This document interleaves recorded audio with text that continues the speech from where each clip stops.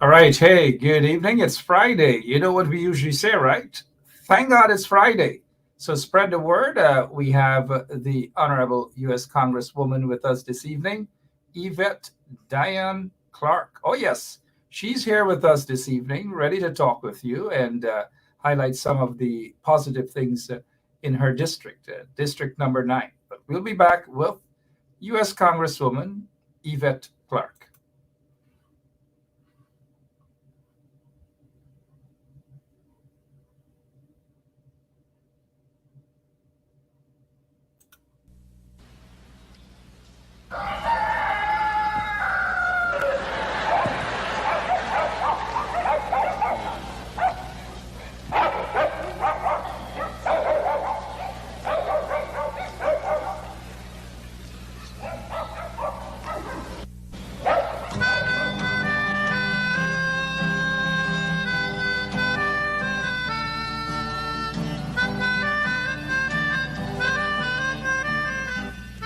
She put a pot on she hair and gone. Them a the first one out on the dam. Basket on she head, bucket in each hand. Hold up on she frock, I wanna she grandson. To the market, them a go. For the morning, the day is dawning. For cockcrow to give the villagers a warning. Rise and shine, the birds them a sing. All animal take turn as them join in the waking. Cockcrow, dagaba, donkey, bray, horse, and they even duck a quack. Cockcrow, dagaba, donkey, bray, horse, and they even duck a quack. Come and hear this sweet story that tell the people about life in the country. All day a back down, me now I come home. Inaga, jackass yard for fetch a load. Cockle shy hand, bag over shoulder, running by his side, a Rexy and Rover. From the farm, them a come. Sun a go down but up the river. Some washing clothes, some folks are bathing at the water. Fisherman, they catch them a bring. From a canoe boat, man, them start offloading. Aymara, Kwakwari, Hail Baka Kuma Kuma, even Lokonani. Aymara, Kwakwari, Hail Baka Kuma Kuma, even Bangameri. Listen to this sweet story that tell the people about life in the country. Them children glad when the weekend come. Out in the yard, them all gather round. Some a play catcher, some making house from straw. Two who come later, a grandma or grandpa. All a sit down just a wait. Moonlight so bright, it's just the right time to listen story or to say a little nursery rhyme. Grandpa voice a echo in the night as he tell the tale. Some picnic are there with fright. Oh, Ligan, Mungeza, Massa Kurma, Bura, Nancy, even Watamuma. Oh, Ligan, Mungeza, Massa Kurma, Bura, Nancy, even Watamuma. Yeah, man, that's the true story that tell the people about life in the country, life in the country.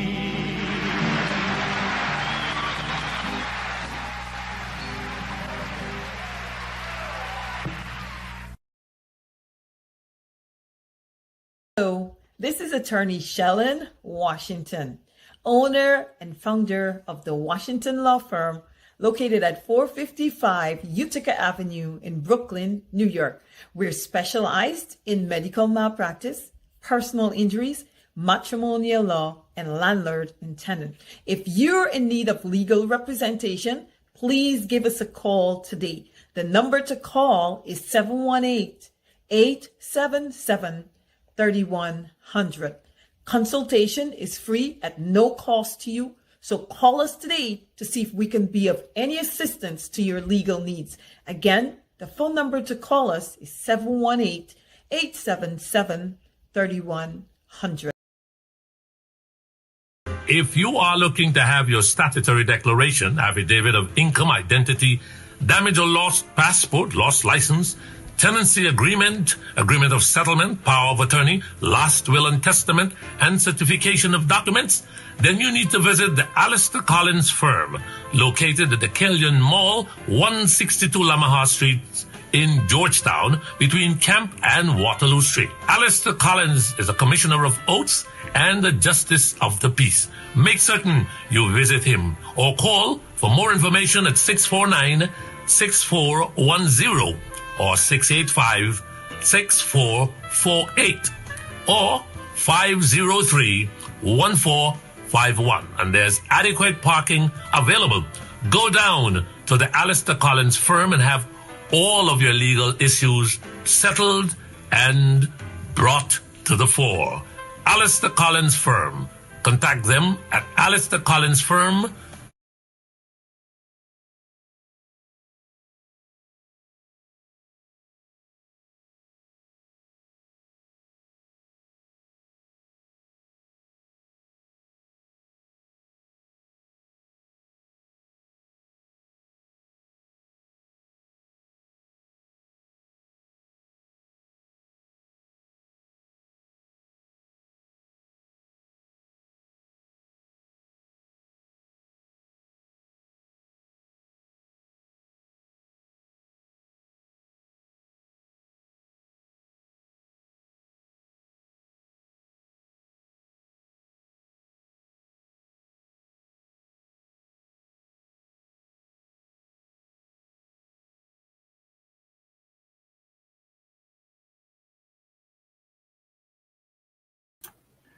All right. Hey, guess what? Good evening. Once we await the Honorable Congresswoman, she is going to be joining us live right here as she prepares to enter the studio. Let's get to this here. This is newsource.gy. Sorry. Here's a letter that I wrote to the head of SOCU, calling on that police entity to investigate the allegations of corruption leveled against Barrett Jagdeo. Serious allegations leveled against Barrett Jagdeo, not by me, but according to a Vice News report by this reporter, Isabella Young, who has said that she spoke with this guy. Oh, yeah. Sue. And Sue is alleging, mind you, that they pay Chinese businessmen, pay Barrett Jagdeo, who sits there as the vice president of the country, that he pays them bribe. Mind you, let me make it clear that Barrett Jagdeo has denied the allegations. Sue has denied the allegations. And guess what? All I'm asking is for the police to do an investigation. We don't want Barrett Jagdeo to say it is not true. Neither do we want Sue to say it is not true. I do believe that the police should do their job. Good evening and welcome again. My name is Mark Benshaw. Thank you for sharing the link. And those of you who are listening to us via 107.1 FM on the ground in Guyana, good evening to all of you. We have with us, and we do have with us the Honorable Congresswoman Yvette Diane Clarke. She is with us this evening. We'll give you guys another 30 seconds to share the link on social media whilst we talk with the Congresswoman who has been working for all of you in her district, which is District number 9. Working Congresswoman Yvette D. Clarke, standing with the community. And you guys know that is true. Look at all the works that she has done. But guess what? I want to ask her about some of the things that she has done since 2013 in her district. That is District 9. All right. let's not waste any more time. I know the Congresswoman is pretty busy with other stuff. You know what's happening there in Ukraine and so forth. But I just want to thank her so much for taking time out of her busy schedule to be with us here this evening. So let our operator do the honorable thing and bring our first, well, I was going to say first lady. I don't know where I got that from. Good night to you, Honorable Congresswoman Yvette Clarke. How are you? Good night to you, Mark Benshop. It's great to be with you this evening, and to all of your listeners, to all of your viewers, a pleasant good evening, everyone. Yep, and thank you so much. I do know, Madam Congresswoman, that you have a busy schedule, but yet you took time out so that you can talk to the people, especially those in your constituency as well. But how have you been?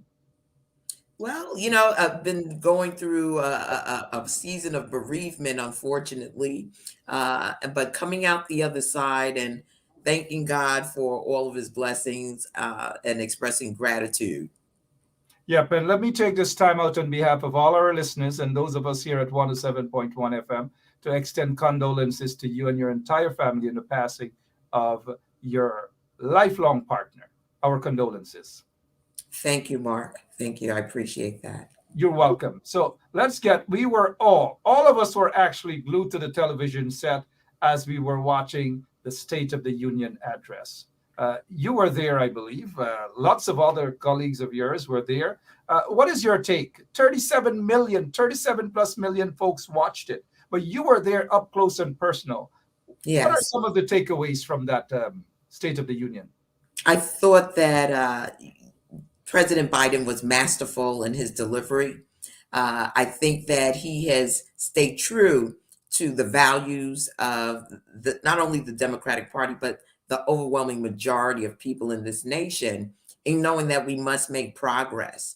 And he has done so. He spoke about all of the things that he did to really navigate us through this pandemic.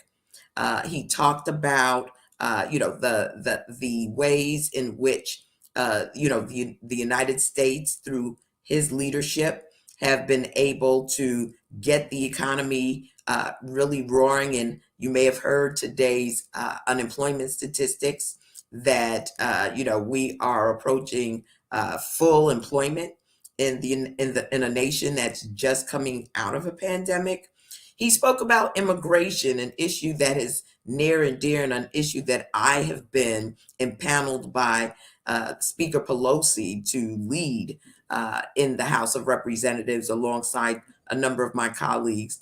And he spoke about the future of the United States and the things that we must do and invest in to make sure that, the American people come out the other side of this pandemic prepared to meet the challenges of the 21st century. And of course, he led by speaking about the posture that we have as a nation united against what Russia has done to the Ukraine, and all of the measures that he has taken as the leader, quite frankly, of the free world, in pushing back and trying to avert what we all see, the injustice and the violence that we're seeing against the people of Ukraine.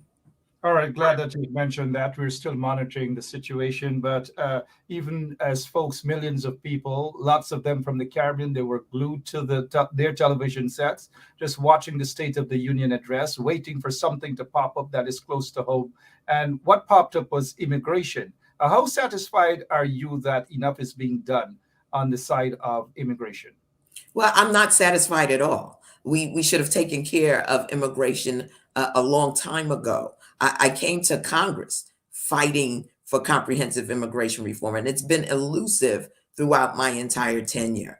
We've tinkered at the margins, did some, TPS, the Obama administration ushered in DACA. We had DAPA for a short period of time, but that does not fix a broken system. And what the Biden administration has charged the Congress with doing is putting together legislation that he can sign on comprehensive immigration reform. I've been leading in that space with a number of my other colleagues, also asked by Speaker Pelosi to work on this issue. And I won't relent. I mean, when what's happening in our immigration system, quite frankly, is a travesty. For an advanced nation like ours, with all of the know-how that we have, we should be doing a lot better in terms of making sure that these shores remain a place where people can seek asylum, where people can live out the American dream. And unfortunately, we're not there yet. We're not there yet. So, I'm in the battle 100%. That has implications for so many things because, the United States is a microcosm of the world. And we know that a lot of the pushback, a lot of the way in which the Republicans have addressed this issue is really, just masking what those of us who live in the United States recognize as racism. And so, there are those who adhere or espouse in the United States a philosophy of white supremacy. And they have unfortunately been unleashed by Donald Trump. And that makes it even the more difficult to get the comprehensive immigration reform passed into law. Because we have a number of members in the Senate and in the House of Representatives that will never vote for comprehensive immigration reform. All right. Until those individuals are replaced by pro-immigration candidates or members, we're going to be in a standoff. So we've got to do everything we can to make sure that we elect people who understand the necessity of us doing comprehensive immigration reform, not only for those who are ground up in the system, but when you think about the future of our nation, the economy, having people from around the world that can speak to the world as part of the American dream puts us at a very unique advantage globally. And so I continue to advocate, to push, to cajole, to debate comprehensive immigration reform. It's in our best interest to really get the system into a 21st century posture. And let's hope that we get fully there. And thank you so much for what you have been doing. A lot of comments in terms of folks from your district number 9, congratulating you for that. Let's touch now. This pandemic has been brutal to lots of families. Hundreds of thousands of people have died. People have lost their jobs and so forth. But talk to us a little bit about this here, which is the Build Back Better. Right. Well, that's a piece of legislation that was passed in the House of Representatives, but has not been acted on by the United States Senate. Build Back Better was basically the next phase of rebuilding our country. We knew that there had to be some balance in building this nation coming out of the pandemic. Prior to the pandemic, we were struggling with antiquated modes of operating. The pandemic just put a death knell, if you will, into the way of life as we knew it. Build Back Better provides the type of funding, the policy direction that we need to meet the challenges of the 21st century, whether that's climate change or whether that's immigration, whether that is making sure that people have an opportunity to receive a child tax credit, which really lifted over 50% of children living in poverty above the poverty level when we passed it as part of the American Rescue Plan. Unfortunately, because Build Back Better it was not passed by the United States Senate, that tax credit has actually elapsed. And so, all the gains we made are slowly eroding as a result of, the type of partisan bickering, if you will. We know that there are so many ways in which our civil society has to modernize itself, whether that is through human capital or infrastructure as we traditionally know it.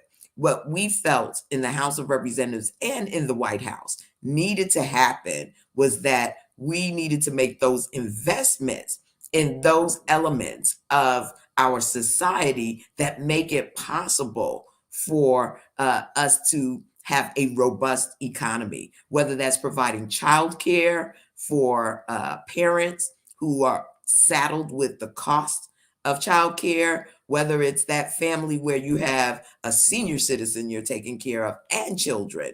The squeeze during this pandemic has been brutal, whether it's your health or whether it is the economy.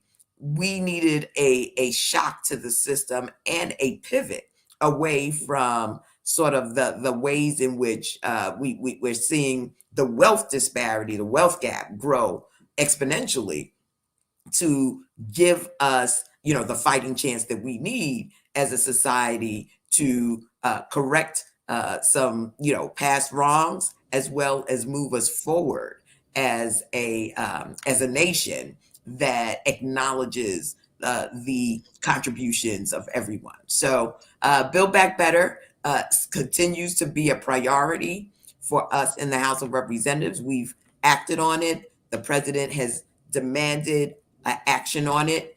The Senate, because of its very nature of being 50-50, if you have one or two Democrats that have a divergence of opinion, it can stop up everything. So from voting rights to police reform, we still have legislation that needs to be passed in the United States Senate in order for it to become the law of the land. Apart from your personal things that are happening in your life, you are indeed strong. Lots of people are saying, hey, kudos to you and the strength that you demonstrate. But you have been busy also with this year. Can you explain the bipartisan infrastructure bill? Right. This is a massive infusion of federal support because the infrastructure around us is crumbling. You can ride down any given road in Brooklyn right now, and you're bound to hit multiple potholes. Not just because we have a bad winter, but the wear and tear of our infrastructure is evident everywhere. Not only here in New York, not only here in Brooklyn, but across the nation. So that we had to deal with. This is the 21st century. I mean, we have more vehicles on the road than ever before. Whether they're going to be electric or not, there's still going to be wear and tear on the road. And we know that with all the deliveries that are taking place all over the place, with the normal or the traffic that we've all become accustomed to, that type of investment is important. But it doesn't just speak to what some would call the bricks and mortar of infrastructure. Broadband. One of the things that the pandemic really brought to the fore was the inequity in the deployment of broadband, cable, satellite, so that when our children had to go remote, everyone took it as a given that everyone had access to the internet, and that wasn't the case. Not only that, there's a cost associated with being online. And, when you're not working because you've been asked to stay home because there's a pandemic, yet your children still have to do their homework. And this is a lifeline for many, whether it was seniors or people who needed to do telehealth. There were so many reasons. What this bill does is it makes a major generational investment in making sure that no community is left behind with respect to broadband and access to the internet. So this is a major, major, major investment. One of the pieces that I have in the bill is to build out charging stations in underserved communities because, there is going to be a transition to renewable energies. It's happening as we speak. As a matter of fact, electric cars are becoming more and more prominent on the road these days. We want to make sure that people in the ninth district have access to charging stations, that they have access to ownership of charging stations, that, they are not left behind. We are not left behind as sort of the transition to renewable energies goes into effect, and has been the practice. We're the last folks to gain access. But like I said, there are people in our communities that didn't have access to the internet just 2 years ago. And so we want to make sure that that investment is made. That was my contribution to the bipartisan infrastructure bill. And, I'm hoping that, we will see a real good use of that funding in the state of New York and in the city of New York. All right, Congresswoman Yvette Clarke, there's something else close to your heart that you've been working on.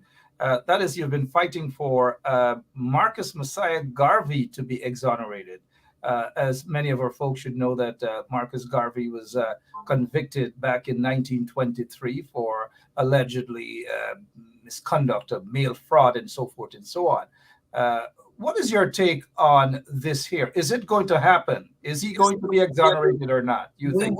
It is going to happen. There's no doubt about that. It is going to happen. The question is, when will it happen?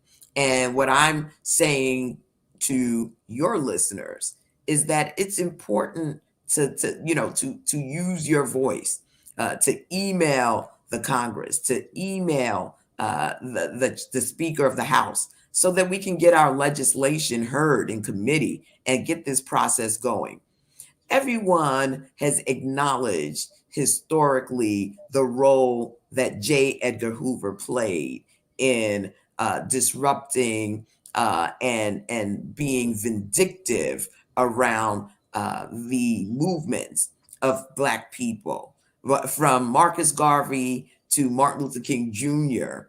That was a very corrupt agency under J. Edgar Hoover. And it is very clear that what Marcus Garvey was offering, not only to the people of the United States, but to Black people globally, was seen as a threat by this man. And as a result of that, he was targeted. And I believe, and my legislation will indicate, that it was an unjust prosecution. And so we are asking for the United States Congress to exonerate him. All right, and let us hope that this is something that will happen as soon as possible. Congresswoman, even back in 1927, that this guy, Calvin Coolidge, the president, commuted his sentence, right? So that was the first step. His sentence was commuted. Unfortunately, they deported him back to Jamaica. Unfortunately. Look, Congresswoman, let's touch on three things in your district. I know you've been working very, very hard, but let me just show the people. This is where they had Marcus Garvey for 2+ years, or close to 2 years, in that penitentiary there in the state of Atlanta. And the Congresswoman is working for him to be exonerated. And whatever she puts her hands on, trust me, it becomes gold. Let us touch on your district, District Number 9. The all sort of, what do you call it, redistricting and all these manner of things. How is that coming along? So I currently represent a District 9, which has boundaries that were created in 2010. Every 10 years in the United States, there's something called a reapportionment after there's a census count. And we know that the census just ended, last year. So this year, new districts must be drawn. The state of New York lost population and therefore lost a seat in Congress, which means that each constituency in the House of Representatives has to expand in numbers to make up for the loss of the seat in New York State. And as a result of that, there will be a new ninth congressional district, which will have expanded and changed boundaries as a result of what we call redistricting. And I will be running for reelection in that constituency. It contains many of the communities that I currently represent in this ninth district that I currently represent, but we'll have some new communities and some communities that will be in other districts that were in my district previously. So it's a confusing endeavor, but it happens every 10 years. It certainly happens every 10 years. Lots of things you've done for your constituency. People are proud of you. They keep re-electing you since 2013. Prior to that, you even Actually, served. since Yeah. 2007, from 2007 to 2011, I served in the 11th district of New York. Oh, that's okay. You got me there. True, the 11th district. But prior to that, you also served as councilwoman as well. So you've been serving your community, the people of Brooklyn, for years now. And let's touch on three things that you're satisfied that you were able to accomplish in your district and for your community. Yeah, one of I think the biggest accomplishments was the Affordable Care Act. Making sure that our communities had access to quality health care was a game changer, particularly when we look fast forward at the challenges that we had around this pandemic. My hope is that, we will continue to see our people use this opportunity to take care of their health. Communities of color, Black communities, Caribbean communities in particular, suffer because we don't maintain our health. We don't have healthy habits. And so my hope is that we will continue to do that. And one of the projects that I'm working on right now is standing up a very robust public health infrastructure. That will be also part of the Build Back Better initiative and part of the bipartisan infrastructure bill. We've got to make sure that another generation is not blown away because these pandemics were once in 100 years. With climate change, there are no certainties, and there are things that we must do to prepare ourselves to be resilient and to be healthy. In addition to that, I have to say that my tenure I've spent a lot of time getting our seniority together and making sure that in the minority, which I served a significant part of my time in Congress, being in the minority party, that our voices were heard, that we continue the battle and the fight for immigration reform, that we make sure that all legislation was imbued with the need for equity and for justice. Those were the main battles that we've been up against, and we've not had 100% victory. We're seeing some marginal changes, but I think that it's worth it to stay in the fight for victory, and that's what I'm about doing right now.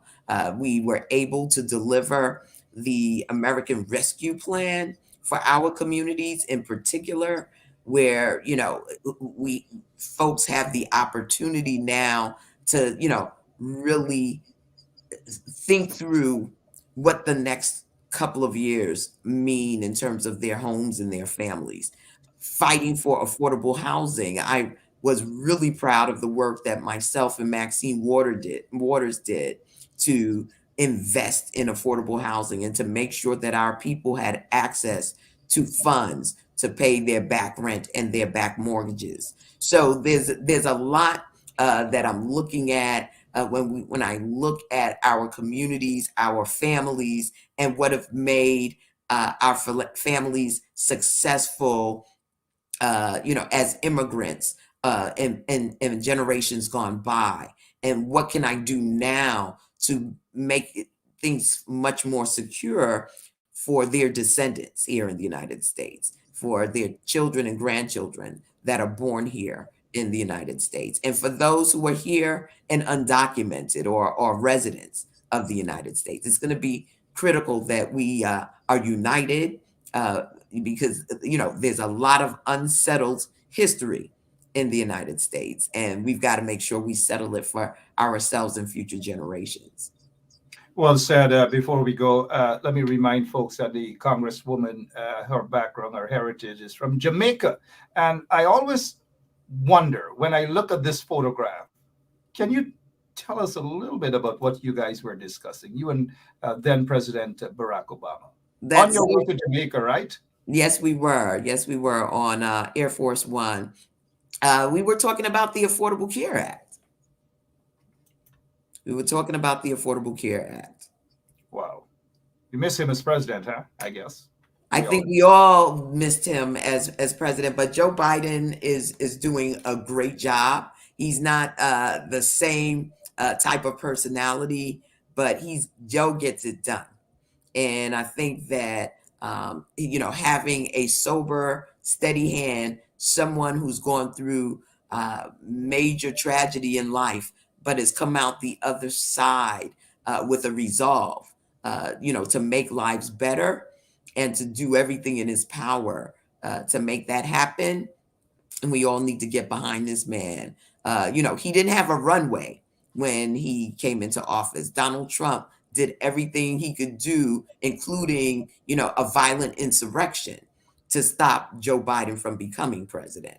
So he's still getting his legs under him. And when you think about all of the things that he's been hit with in terms of issues and crises, we have to, stand with him during this time, to navigate our communities through. These are perilous times. There's no doubt about it. Globally, these are perilous times. And so, what makes us strong as a nation is that, we come together and we push for the changes that we want to see. We vote our interests in the United States of America. And that is what distinguishes us from nations like Russia, that, feel like, one man can, essentially decide to, decimate humanity in a nation next door to his. That can't stand because that is a threat to all of us. And we face a lot of threats as Black people, but just think about what an autocrat and what world wars have meant to previous generations. We can only think of that. Honorable Congresswoman, please give my regards to that woman in the hat. Do you know her? Yes, I do. That's your mother. She is also. She knew me before I knew myself. I know that. How is she doing, by the way? She's doing very well. Thank you so much for asking. She's comes from strong stock. Like you said, born and raised in Jamaica. My parents are doing well. Thank you so much for asking, Mark. Yes, and quickly before we go, though, your constituency has a lot of Guyanese, and a lot of them are listening to tonight's program, and I know a lot of them will go out and vote for you so that you can be re-elected. Despite some of the trials and tribulations back in Guyana, here's a message for you to leave for them as they prepare to go out and vote for you. Well, listen, we are all one family, one tree, a lot of branches. And, the Guyanese community has been, a undergirding of the village that raises the child. The Guyanese community has been extremely organized and productive in the various movements that we've had here in the United States.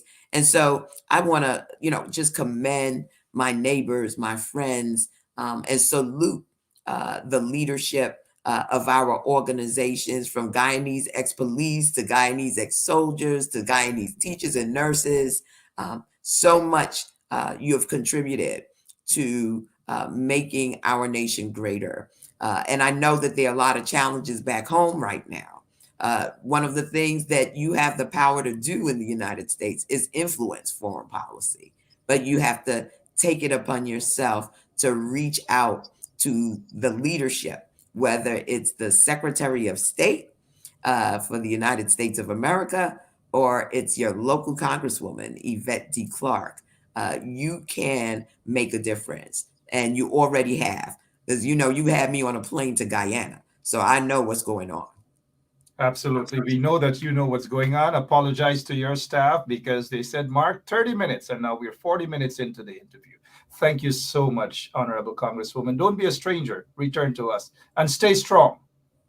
Thank you very much. God bless, and everyone stay safe and stay healthy. Thank you, Congresswoman. All Thank right. you. Sure. Congresswoman there, Yvette Clarke, Yvette D. Clarke, telling it like it is, and always a pleasure to have her here on 107.1 FM. You heard, she's a friend, a family of the Guyanese community. She has visited Guyana. She knows what the Guyanese community is about, and she also knows what's happening in Guyana, if you know what I mean. All right, so what else can we deal with? We still have a few minutes remaining, right?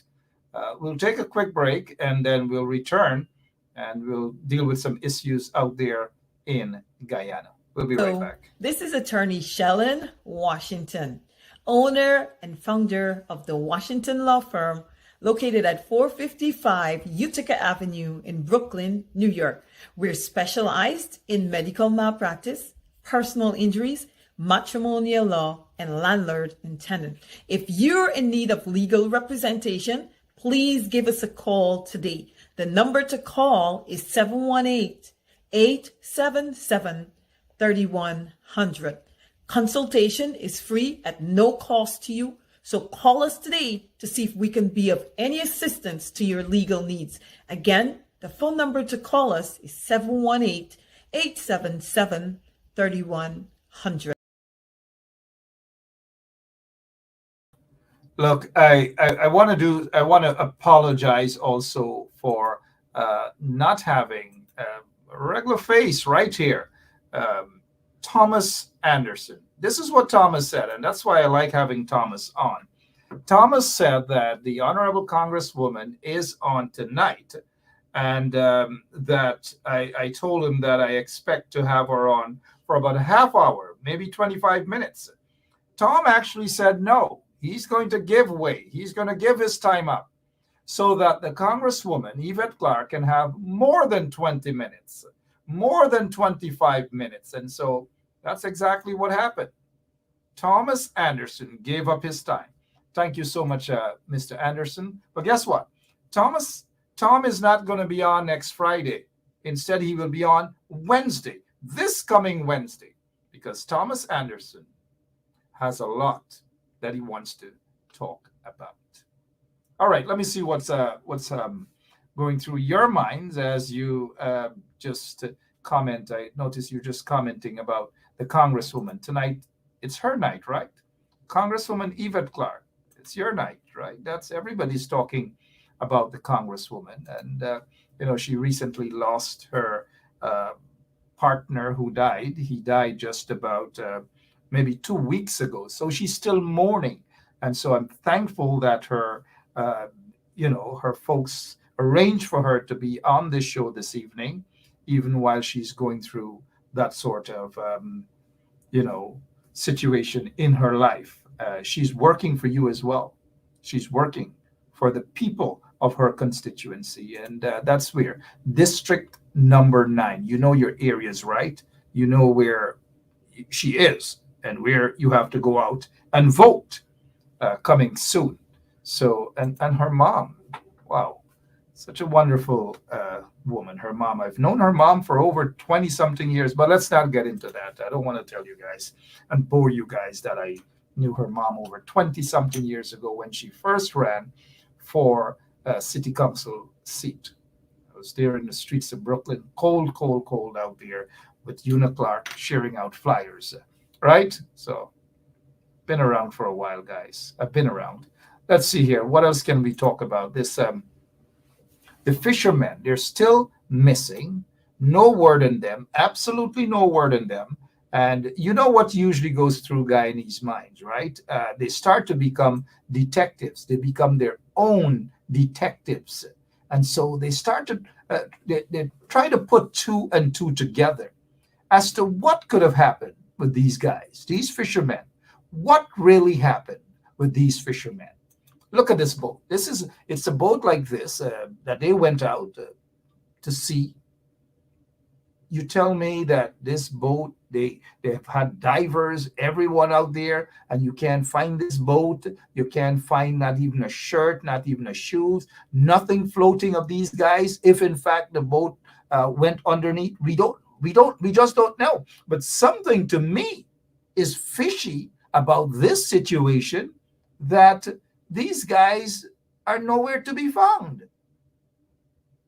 They just disappeared just like that. Just disappeared. No one knows where they are. It's questionable, right? It's 14 days now. 2 weeks, or maybe 1 day shy of 2 weeks. And these guys cannot be found. I don't know. What could have possibly gone wrong? The key to this, though, is the one guy who claimed that he went overboard and he was swimming until some other vessel came by, picked him up. They went about their business for about 3 hours. They dropped him off when they came ashore, and they just gave him transportation money to head home, and that was the end of it. I don't know. Something definitely is fishy about this situation. Very, very fishy about the situation. What else happening? I was told that they had some protest in Guyana today in front of the Russian embassy. There were some folks protesting the situation in the Ukraine. About 20-something people, I'm told. I didn't see the protest or whatever, but about 20-something people showed up. And my remark to a friend of mine was like, that is 18 more folks than a regular protest with events happening in Guyana. I don't know. I'm not saying that people shouldn't stand up for other people around the world, but sometimes I do believe that charity begins at home, right? And when there are times when people just do not go out and they just do not protest on things happening back there. And then there's some of them who basically protest whatever is convenient for them. And wherever maybe the cameras are, you never know. All right, let me see here. Let me see what this comment is. Hey, Mark, there's no other people in the world like Guyanese. We are very special kind. We are our own judge, jury, and executioner on social media. Now you know that, huh? Now you know that. All right. I knew that a long time now. All right. Guess what? The weekend is coming around. Well, it's already weekend, right? The weekend. I want you to have an enjoyable weekend. I notice Lemon is signaling. That's our operator. That hey, we've got to go. It's Friday. It's the weekend. It's payday. All of them got paid. Josh got paid. I think Earl got paid, Lemon got paid, Tangerine got paid. All of them got paid, I hope. All right, so let's get to this here. So far, not an acknowledgement letter from Soku to say that we received your email, at least not officially acknowledging it. But I did call the office to ensure that they got it, and I spoke with a Corporal King who said yes, she received it, and that the head of Soku will take a look at it. Well, I just don't want them to take a look at it. I want them to act on it, to find Sue, because I can't sit all the way where I'm sitting, and I was able to locate Sue, but the police, Soku, Kareem Bach, and those guys cannot locate Sue. This is Sue. He lives right next to Jack Dio, in Jack Dio's compound at Pradoville 2. Right here, all these evidence. But yet, Soku, the Guyana police force, cannot locate Sue to just get a statement from him about the interview that he did with Vice News, this reporter, Isabella Young. I don't know, but something is wrong with those folks in Guyana. I don't want to stress you out though, right? I just don't want to stress you out. It's weekend time. Whatever it is that you're going to do something clean. Don't go to dance that got some filthy names, and you know the names of those dance that the PPP folks put up. Save your money.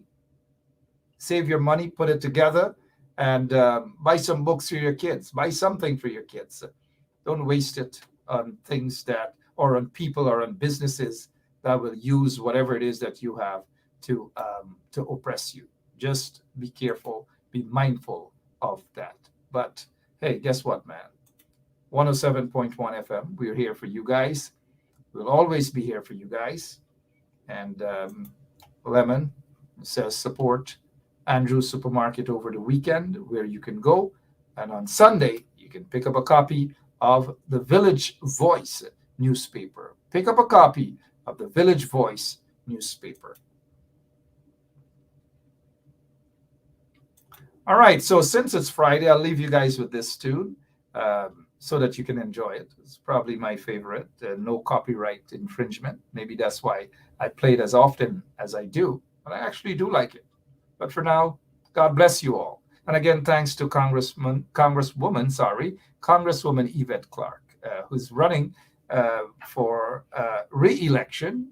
And I know a lot of you will go out there and support that Congresswoman. She deserves your support. God bless you. God bless that beautiful country as well. So long.